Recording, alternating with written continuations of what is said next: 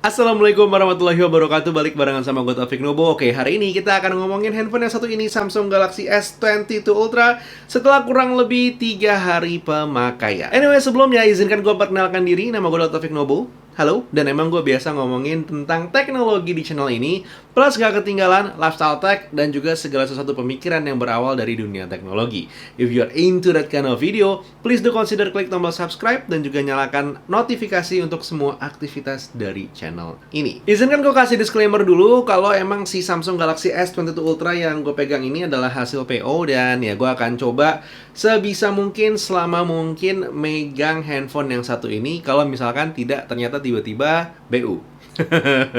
Ya, itu syaratnya ya. Dan yang kedua adalah ini bukan video review, ini adalah satu buah video di mana emang gue hanya menceritakan experience gue menggunakan Samsung Galaxy S22 Ultra ini selama kurang lebih, tadi gue bilang ya, 3 harian. Jadi mungkin bukan satu buah video yang komprehensif dengan temuan-temuan yang dalam dan segala macamnya, but I have a really exciting battery report yang bisa gue ceritakan dari selama 3 hari menggunakan Samsung Galaxy S22 Ultra. Cuman gue akan seperti biasa mengawali video ini dengan spek readout dulu. Kali-kali lo ada yang belum tahu atau masih penasaran dengan Samsung Galaxy Note S22 Ultra versi Indonesia. Secara spesifikasi, Samsung Galaxy S22 Ultra ini menggunakan chipset Snapdragon 8 Gen 1 dengan perpaduan RAM dan juga storage yang gue pegang saat ini adalah 12GB RAM dan juga 256GB storage. Layarnya 6,8 inci QHD+ resolusinya, menggunakan panel dynamic AMOLED 2X dengan refresh rate 120Hz, sudah LTPO. Jadi punya refresh rate dari 1 sampai dengan 120Hz. Untuk kecerahannya sendiri, layar Samsung Galaxy Note 22 Ultra ini bisa mencapai 1750 nits. Dengan setup kamera belakang ada 4 buah 108MP main kamera, 12MP ultra wide angle, 10MP tele 3 time zoom, dan juga 10MP 10 time zoom. Kamera depannya sendiri 40MP. Untuk baterainya sendiri punya besaran 5000 mAh dan sudah support 45W super fast charging. Memiliki IP rating 68 baik untuk handphonenya dan juga S Pen-nya, menggunakan koneksi Wi-Fi 8 5G dengan Bluetooth itu versi 5.2, dan OS-nya adalah Samsung One UI 4.1 dengan base Android 12. Oke, pertama kali megang handphone ini di tangan, satu hal yang bisa gue ceritakan adalah rasanya dense dan juga besar.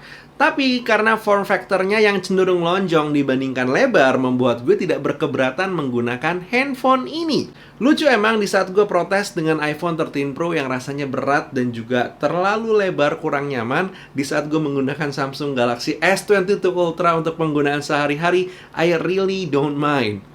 Entah kenapa, tapi itu faktanya. Catatan utama gue untuk secara desain dari Samsung Galaxy S22 Ultra ini ada dua. Yang pertama adalah desain kamera bump yang agak mirip dengan Samsung Galaxy A32. Nggak tahu kenapa dipilih model itu untuk di sini. Dan satu lagi adalah layarnya yang memang agak melengkung. Layar melengkung ini membuat gue kesulitan menggunakan sistem navigasi gestures yang selama ini biasa gue gunakan di handphone Android gue. Khusus untuk di Samsung Galaxy Note, itu untuk lo nulis dengan S Pen, jadinya seperti ada satu buah space yang tertutup kalau lo menggunakan mode gestures.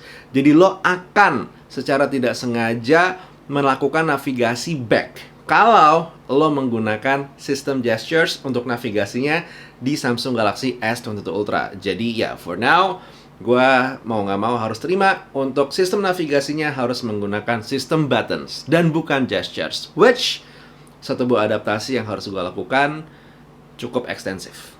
Tapi kalau kita coba ngomongin masalah performa layar instead of design, sebenarnya si Samsung Galaxy S22 Ultra ini udah enak banget ya. Warnanya itu beautiful, dan juga untuk masalah animasinya dan refresh rate-nya, gue selama penggunaan 3 hari ini belum mengalami stutter. Dan satu hal yang sangat menarik, dengan tingkat kecerahannya ini yang mencapai 1750 nits dibawa keluar di matahari, dia benar-benar bisa ngelawan. Lo ngeliat di bawah mencerangnya matahari, layar dari Samsung Galaxy S22 Ultra ini masih bright dan nyaman digunakan, nggak perlu ditutup-tutupin.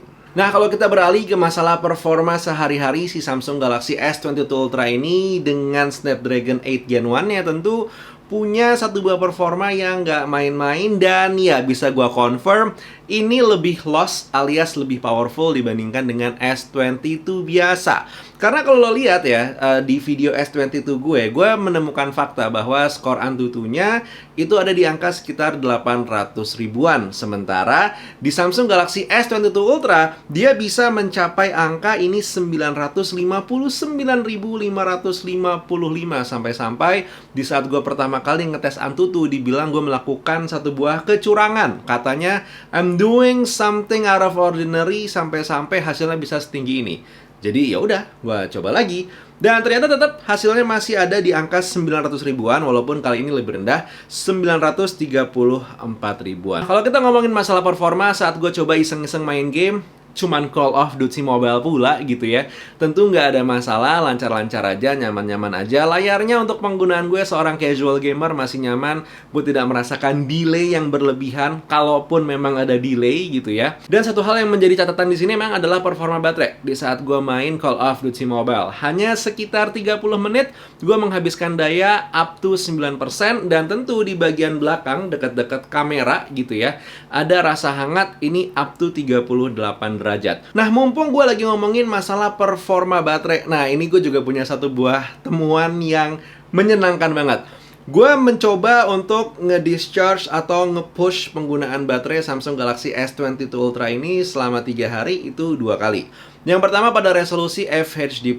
Jadi ya ini sebenarnya sifatnya masih agak santai lah. Tapi gue menemukan satu buah result ya. Tes baterai yang pertama dengan layar FHD+ itu dari daya 100% ke 14% itu memerlukan waktu 1 hari 20 jam untuk dayanya berkurang sebanyak itu gitu ya. Dengan total screen on time itu 6 jam 33 menit. Terkesan biasa-biasa aja ya, dan emang ya wajar. Sampai besokannya itu gue mencoba untuk menggunakan resolusi layar QWHD+.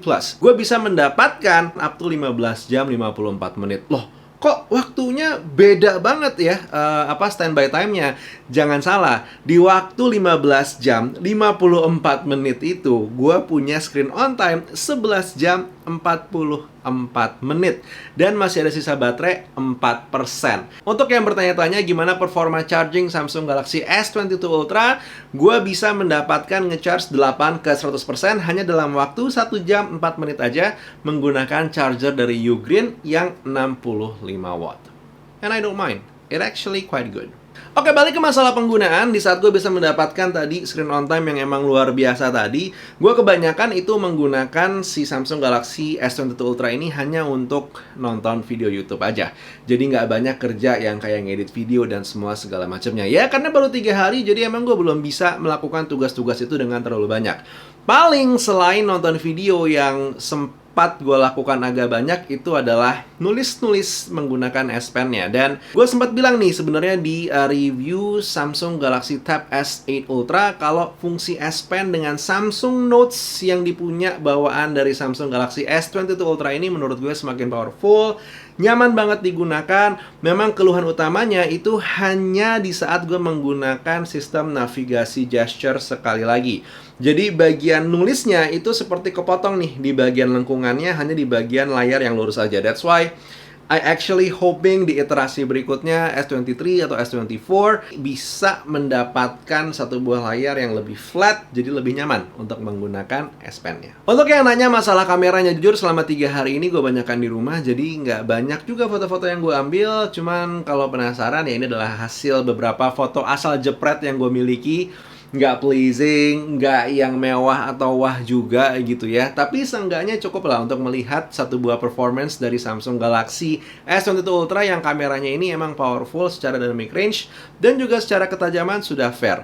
Satu hal yang menurut gue menarik adalah di saat gue mencoba pindah-pindah ini ya, pindah-pindah kamera gitu, antara yang main kamera, ultra wide angle-nya dan juga telefotonya. Surprisingly, secara software ini bekerja dengan sangat baik sampai-sampai exposure dan juga dynamic range-nya itu terlihat sama. Mungkin kalau lo pixel peeping banget-bangetan terlihat ada sedikit perbedaan, tapi pas gue lihat pakai layar handphone nih, ultra wide angle, terus ke main kamera, terus juga ke telefoto kamera, ini terlihat secara exposure, dynamic range dan juga pewarnaan sama-sama aja, nggak ada yang berubah terlalu jauh. Dan ini adalah satu buah hal yang belum pernah gue temukan di Samsung S series sebelumnya, so I'm really excited dengan kemampuan Samsung untuk bisa nge-tune kamera sampai segininya. Dan biasanya kalau kita ngomongin masalah kamera, pertanyaan berikutnya adalah hasil Instastory-nya gimana? Ya, you have like almost 20 million phone. Pertanyaannya adalah balik ujung-ujungnya Instastory-nya gimana? Oke, ini 8K 24 fps dengan kondisi yang menantang seperti ini, surprisingly terlihat cukup baik hasilnya dan juga lumayan smooth. Walaupun emang IGS itu biasanya tidak memaksimalkan 24 fps ya, but somehow it's doing really fine.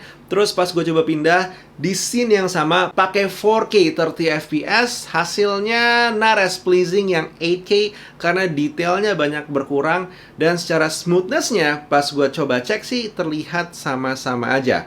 Tapi begitu gue coba balik scene-nya, gue menggunakan 1080 atau FHD aja dan gue menggunakan 60 fps, hasilnya luar biasa. Gambarnya terlihat smooth, enak dilihat dan tidak terjadi kompresi yang terlalu parah. Bahkan di saat gue coba langsung ambil Instastory pakai aplikasi IG tanpa indirect rekam dulu dan semua segala macamnya, menurut gue hasilnya udah cukup pleasing. Walaupun emang secara stabilisasi terlihat jadinya tidak berjalan ya. I don't know why, tapi semoga update-update ke depannya bisa menangani masalah ini. Dan pada akhirnya, kalau gue diminta merekap video ini, perasaan gue untuk si Samsung Galaxy S22 Ultra ini selama kurang lebih 3 hari. Jawaban gue adalah simple, I'm really happy with Samsung Galaxy S22 Ultra karena somehow it's just fun to use. Nyaman walaupun lebar gitu ya, terus juga performanya asik-asik aja, baterainya super luar biasa untuk penggunaan gue yang terbiasa dengan nge-charge sehari gitu ya. Jadi ya it's an interesting and it's a really good phone.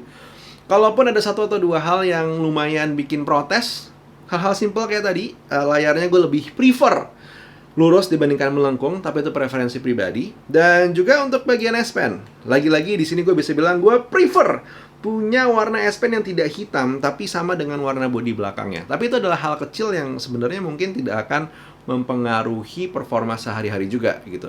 Preferensi pribadi kecil aja lah. Nah, pertanyaannya gitu ya, apakah lo harus purchase atau PO Samsung Galaxy S22 Ultra? Karena di saat gue bikin video ini kayak masih ada tersisa beberapa hari terakhir untuk PO gitu ya. Jawaban gue adalah gini, kalau lo udah nonton video ini, sebelumnya ada video David, Putu Reza, Segario, dan juga teman-teman reviewer yang lain, just pull the trigger. Karena lo emang udah pengen banget, tapi kayak mencoba meyakinkan diri lo sendiri. Just pull the trigger, man, gitu. Beli aja, nggak ada masalah, karena you will have fun dengan handphone yang satu ini. Selama tidak memaksakan budget gitu ya. Cuman kalau emang lo masih ragu juga setelah nonton video ini, lanjut, tonton lagi nih. Biasa di sebelah sini ada suggested video gitu ya. Tonton lagi deh video-video yang lain sampai akhirnya yakin terus beli. Anyway, that was the video for today. Semoga lo mendapatkan satu atau dua hal dari first 3 days atau first impression, nah, atau apalah video itu gitu ya, 3 hari bersama Samsung Galaxy S22 Ultra ini. Hopefully doain gue bisa bikin konten lanjutannya. Tapi yang pasti buat sekarang, silahkan klik tombol like dulu, subscribe, dan juga nyalakan notifikasi untuk semua aktivitas dari channel ini. Diskusi kalau mau boleh banget di kolom komentar. Buat sekarang, Taufik Nobo undur diri. Assalamualaikum warahmatullahi wabarakatuh. Skadoosh.